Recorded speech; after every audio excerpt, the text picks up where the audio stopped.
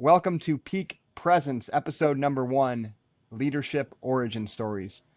Today I have my good friend Eric Hubbard, a global vice president of operations from the manufacturing world, to share his leadership origin story, his really kind of what makes him tick, what built him into the leader that he is. And I met Eric 3 short months ago on a cold call as I entered my new profession in executive search, and we became fast friends. He's one of the most incredible human beings I have met.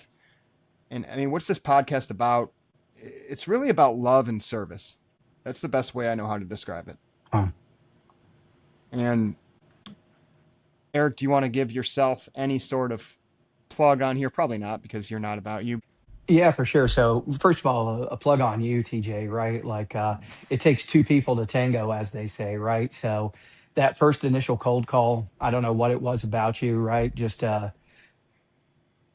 genuineness of, an individual just genuinely looking to network. Obviously, you had an agenda, so to speak, as what you were trying to do in your new profession, but at the end of the day, like you just really read through who you are as an individual, that you just genuinely wanted to help. And next thing you know, you and I are just chatting about life and doing things like that, right? So I got to throw all the credit actually right back at you, because you're the one that's put this podcast together. You're the one that's published a book. You're the one who's supporting your wife as she's building her own thing and going through major life transition on your own.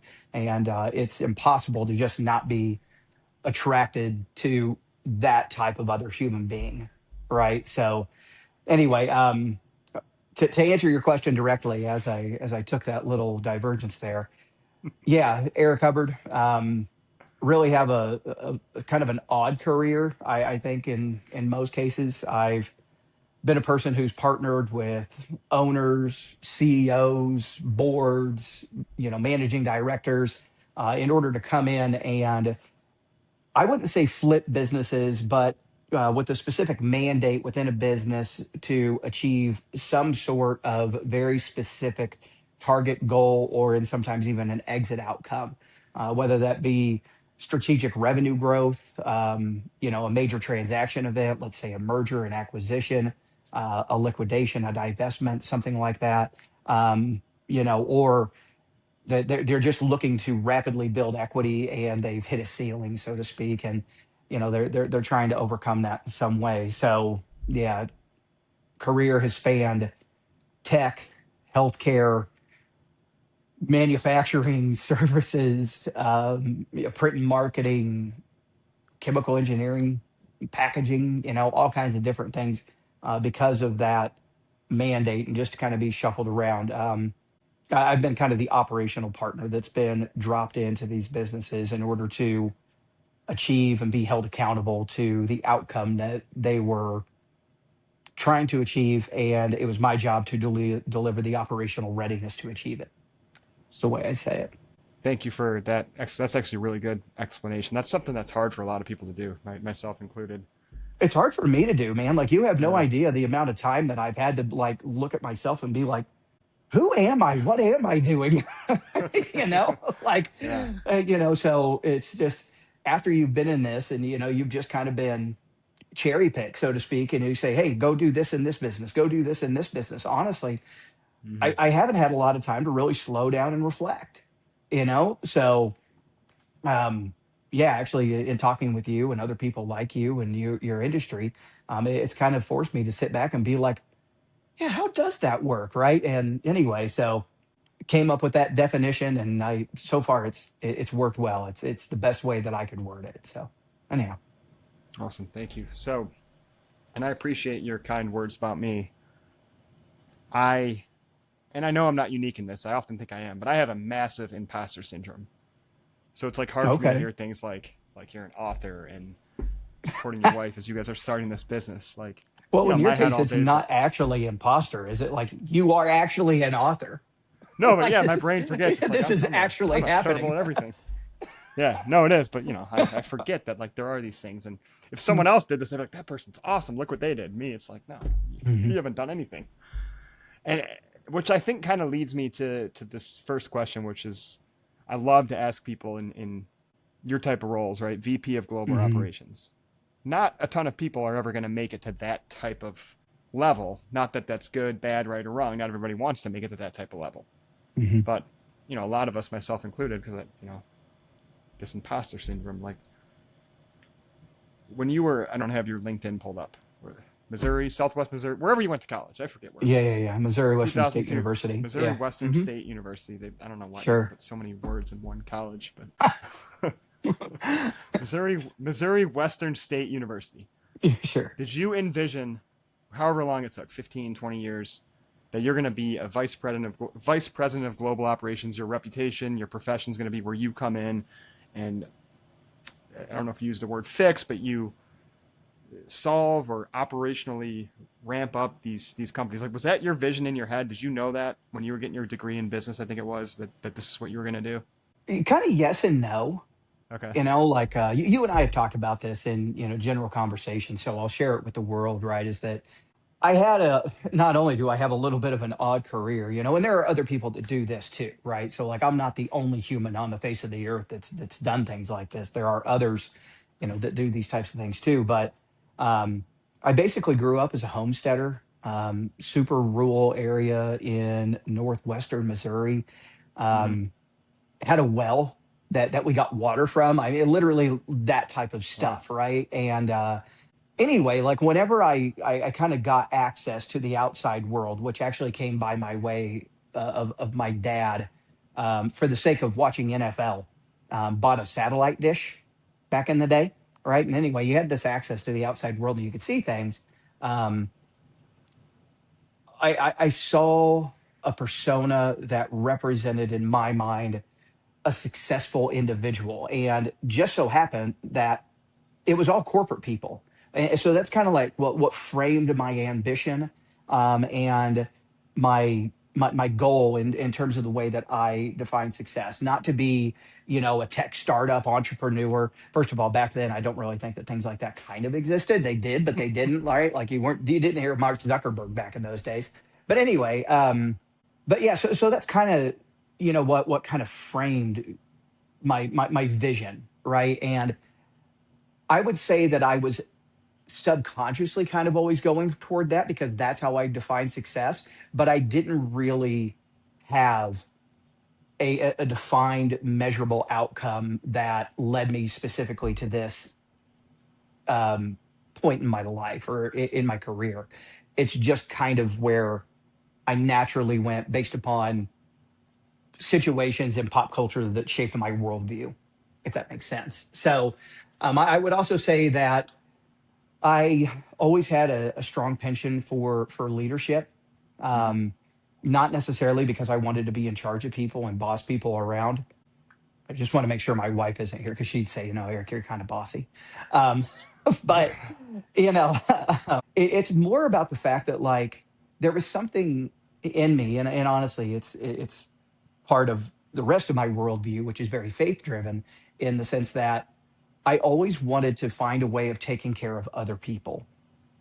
And well, if you had 100 people that you employed, you would find ways of taking care of them, right? Eventually, you're going to hear somebody's personal story because they're going through it and they feel the need to tell their boss what's happening, right? And you got to peel back curtains with large spheres of influence on individuals, and it puts you in a position where not only could my own worldly ambition be recognized, but also this ambition for service and care for others. Makes sense. So yeah, it's a very long-winded answer, but whenever we talk about origin stories, I want to share the color and the detail behind mine because I imagine there's somebody out there that might be listening that can relate to that. Well, that's the hope, and that's. I knew you would relate. I didn't tell you that, but right before I came on, I'm like, I want to. This is about love and service, and I knew you would relate to that because Dude, that's a lot of our. that was the most beautiful thing that you said. Like I never once have you put those two words together and framed it up like this in the time that we've been talking. But whenever you said that, I was like, oh dang, man, that hit home.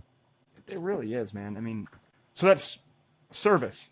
You and I have talked about this. That's servant leadership. That Hmm. that gets thrown around a lot, and I think we've all been around leaders who really embody that. maybe some who more talk about it. Where does that come from? Where does, because you certainly do embody it, right? Just by our conversations, I can tell, like, where does that ability to embody that with an entire organization come from?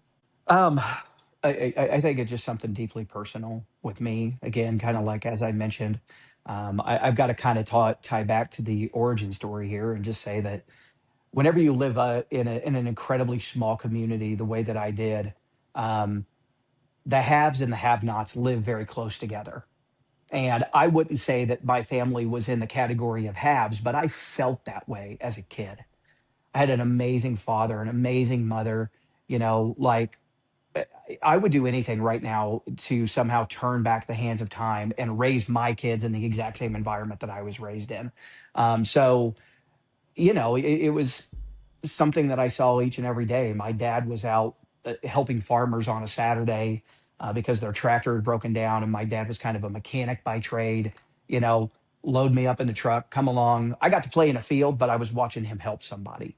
You Mm-hmm. know, my mom is an accountant by trade, and became a part owner in an accounting practice. She was helping business owners, right? Doing things like that to keep businesses afloat, come up with strategy, things like that. So, yeah, I saw that as a kid. And for some reason, well, not for some reason, for very specific reasons that I just shared, I wanted to give that to other people. So it was, something that was kind of natural in my upbringing. Um, but again, it was just very much like a driving force between who you want to be and what you want to achieve. Am I a selfish person, right? Is there my own selfish ambition still working within me day by day? Absolutely, right? Like I want my kids to have a great life. I want to provide my wife a great life. I want to treat them like a prince and a princess. I want to treat her like a queen. Yeah, those are those things kind of going on. Um, but at the same time, I want other people to be able to achieve that as well. We've got some friends. One particular friend sold a business for millions of dollars, and this and that. And one day he was sharing a story with me about after he had sold it, he decided to retire. He and his wife were going around the world. They were taking trips. They were taking that, and it took him about a year and a half. And he remembered feeling lonely. He realized that nobody else had come along with him because he was the only one that had achieved that. Mm-hmm. So he took a step back and said, well, I want to bring other people along in this.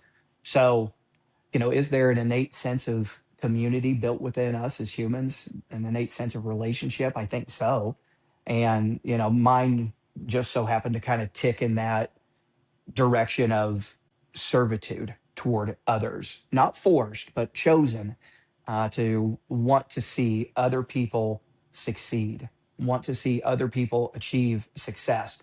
And even if they didn't define success in the same way as me, success is just going home happy at the end of the day, feeling a sense of accomplishment, feeling that what you did for that day between the hours of 9 to 5, 8 to 5, 7 to 3, whatever it is, that it had value.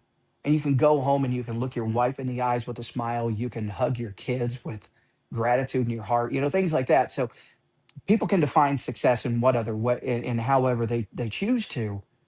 All that I knew is that I wanted to be in a position where I could give that feeling to other people based upon the stories that I've shared. You said something at the beginning there.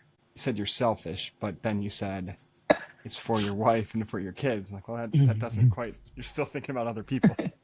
Yeah, true, right? I mean, the question would be like, is it really altruistic, right? Are you completely selfless? And the answer to that is absolutely no. I'm not. I wish that I could have that, right? I wish I could be a Mother Teresa, but I'm not, And by the way, I don't use the phrase Mother Teresa as, an analogy of some sort. I literally mean like a Mother Teresa who devoted her life in a very selfless way to the service of others. Um, I I don't know that I'm completely built for that. Again, I have my own goals and my own targets and my own Mm-hmm. ambitions. Um, so that part of me recognizes that I'm doing this to serve myself, So But the other end of that, yeah, I guess the person could say that, you're doing all this for other people. But TJ, you just do a great job, man, at bringing out the real unvarnished truth out of people. So I've got to give it to you straight. That's what it is.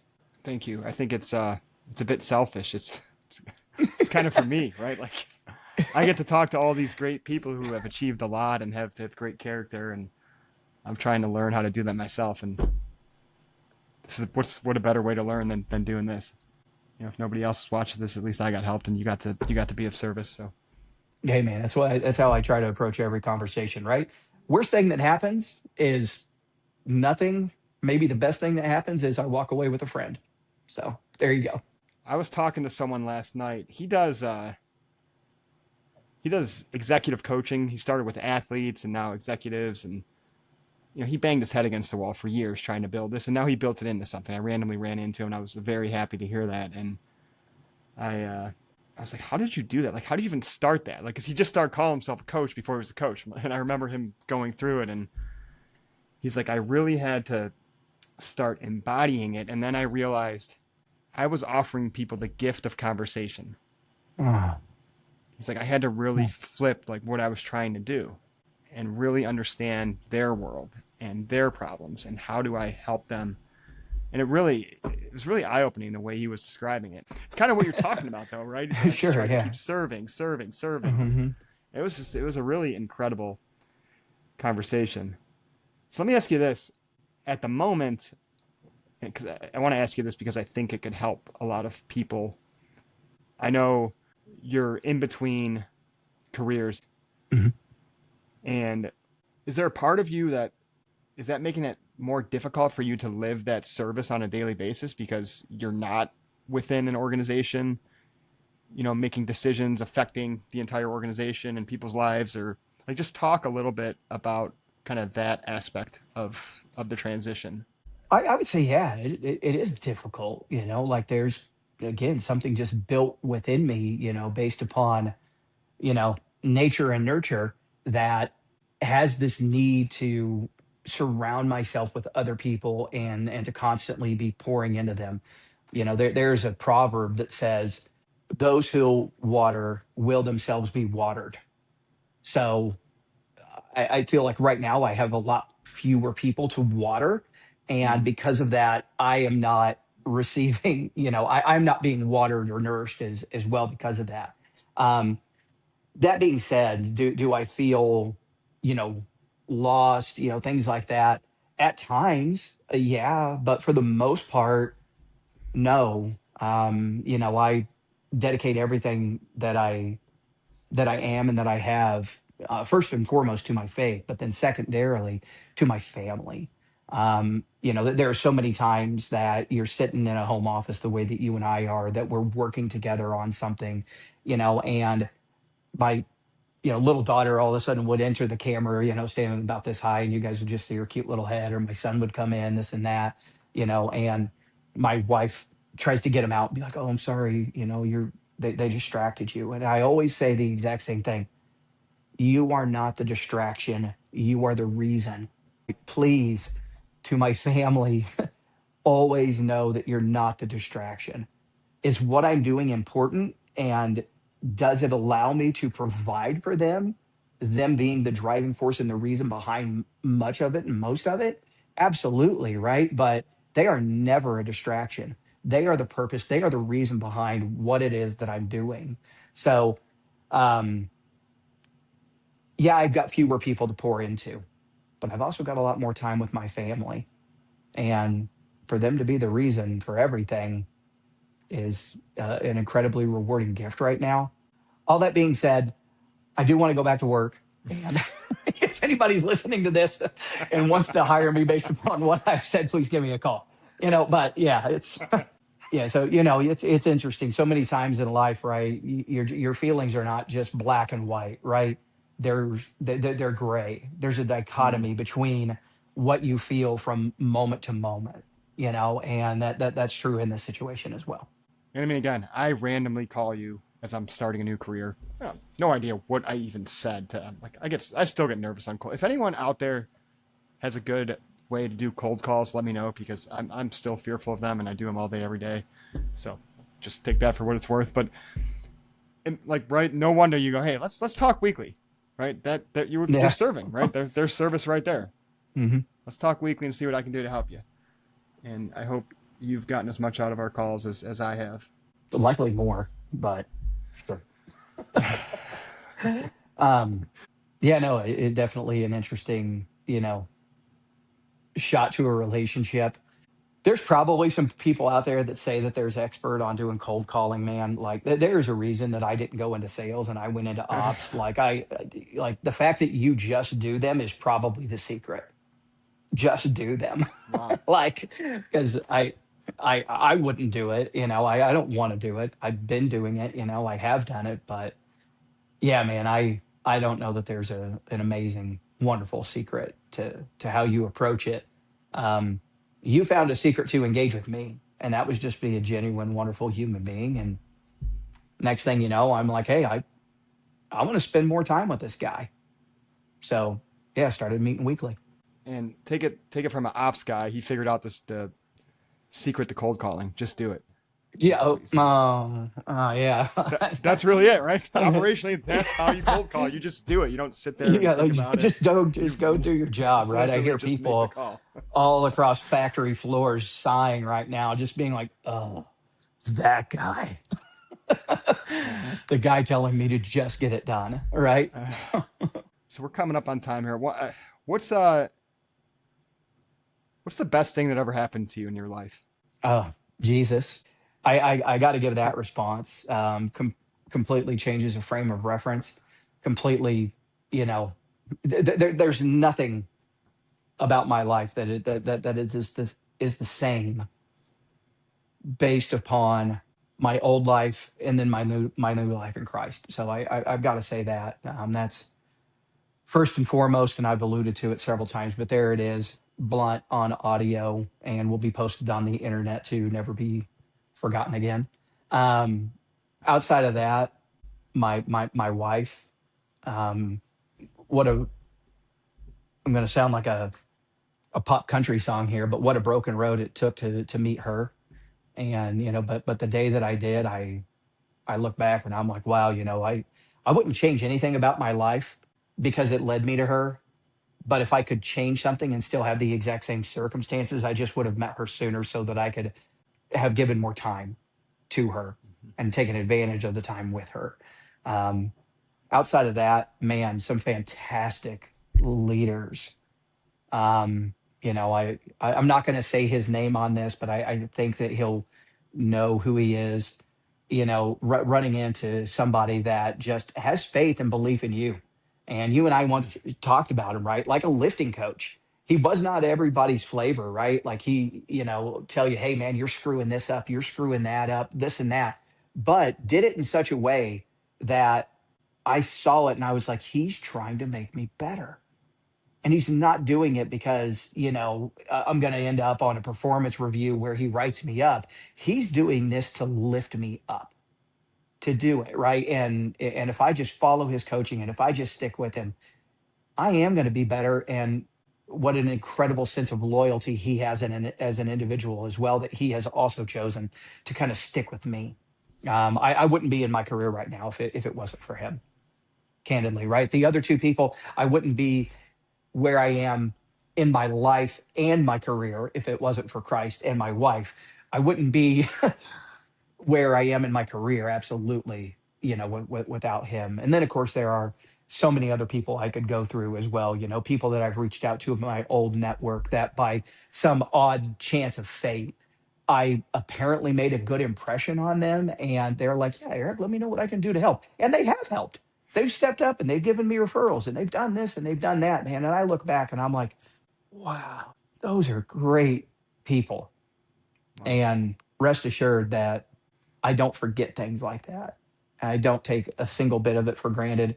And if I am ever in a position to be a servant to them, I will absolutely turn that around and reciprocate. But wow, there are some fantastic people out there that have helped me to get to where I am. So I guess at the end of the day, what I'm actually saying is what am I most thankful for? Relationship, Hmm. relationship with others. How did you phrase it again? Sorry, this is how ADD, ADHD I might be, but like What's life and love, what's the best thing that ever love. happened? Oh, love and Yeah, service is what this is about. yeah, right. But what did you phrased it right? That this is about love and life. Is that how you said it? Love and service. Love and service, man. Like, yeah, relationship. People that have shown me love, people that have shown me service, through those relationships. Absolutely incredible. Hmm. Cannot even believe that I'm so fortunate to have people in my life that would just lend a hand to some podunk country boy from Missouri with a bad haircut and, you know, big dreams, I guess. Well, you literally brought tears to my eyes with that Oh, wow. when you were talking about your wife, because I Hmm. mean, no wonder you and I connected. You said it so poetically. Bless the broken road, right? I know a lot of us, if anyone's actually listening to this, maybe the 3.5 people that are listening to this, right? We Somebody's can got look their kid in back. the room. That's the half. That you got it, yes, right. But that's how life works. Like you can't connect the dots. Steal from Steve Jobs. Can't connect them moving forward. But you look back and it's like, man, yeah, it was certainly broken getting there, but God does seem to place the right people in our life at the right time, and it's kind of like you said with the cold calls. My job is just to keep showing up, keep taking the action.